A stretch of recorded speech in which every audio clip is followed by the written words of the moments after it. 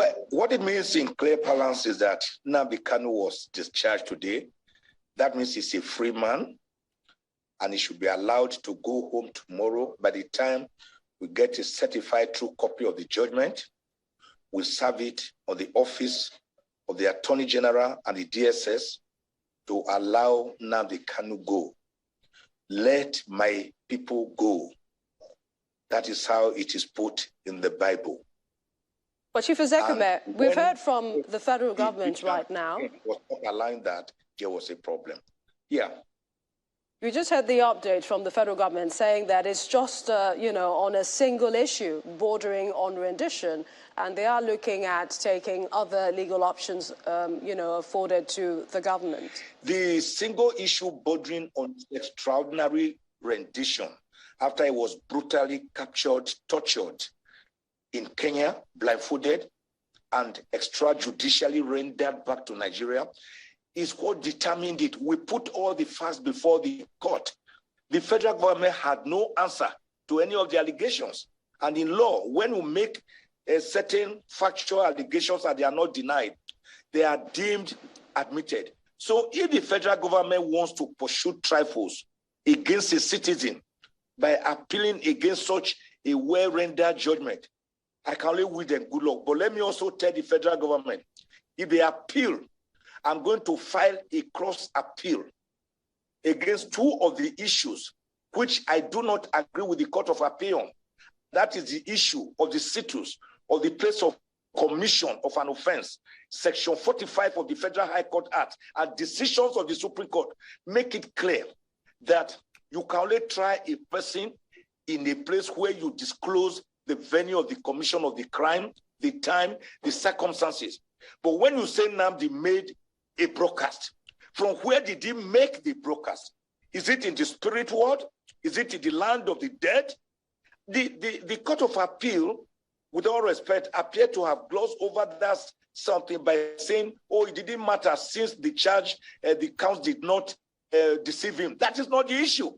Supreme Court, look, the Lebanese case that was tried, we all watched it, was it last year? They were accused of having catch of farms in Kano, but they were tried in Abuja. And the Supreme Court quashed the entire judgment because it is the venue of the commission of a crime that you should try the person. And now the Kanu, you say he made a broadcast. You have not told us where he made this broadcast from. The other one, the Court of Appeal also agreed with us, where they said he brought in a transmitter at Obulu Suzo in Ihiala local government area of Anambra State, which is outside the jurisdiction of the Federal High Court of Abuja. They also agree with us. But all in all, the issue was jurisdictional.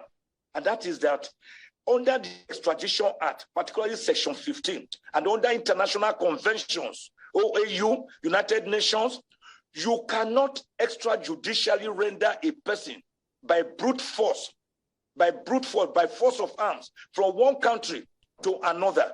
There must be a warrant of arrest, which must accompany a written document to the host country that we want this person back.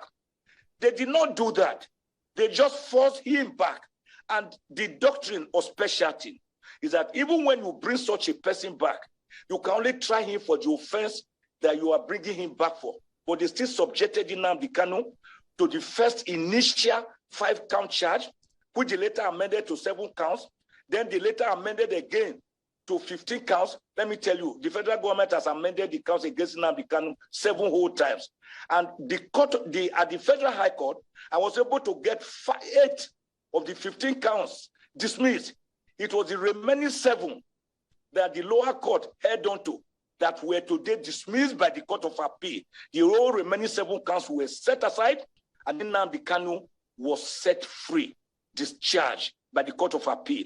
The Supreme Court has said such a discharge amounts to discharge and acquittal. If they want to appeal against a mere citizen, when I think the federal government should see this as a good reception, as a matter that is good for the whole country, to bring about normalcy, peace to the Southeast, peace to Nigeria, and then you still want to appeal, then my take on it is that it will amount to persecution and no longer prosecution. In any event, Why should the federal government, through the DSSS, that arrested this man, they are keeping him, they investigated him, they are prosecuting him, they are Lord and Master, the accuser, the prosecutor, the judge. And that cannot be a fair trial or a fair hearing. So what the Court of Appeal did today is what the federal government should have quickly done even before the Court of Appeal intervention.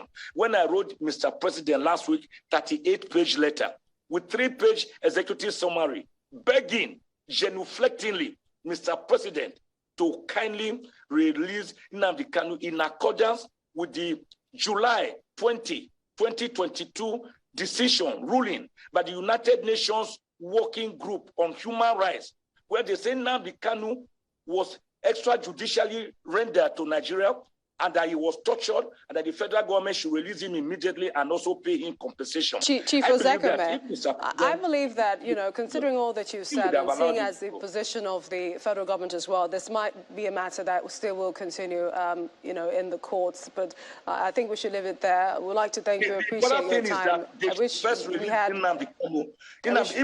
more time.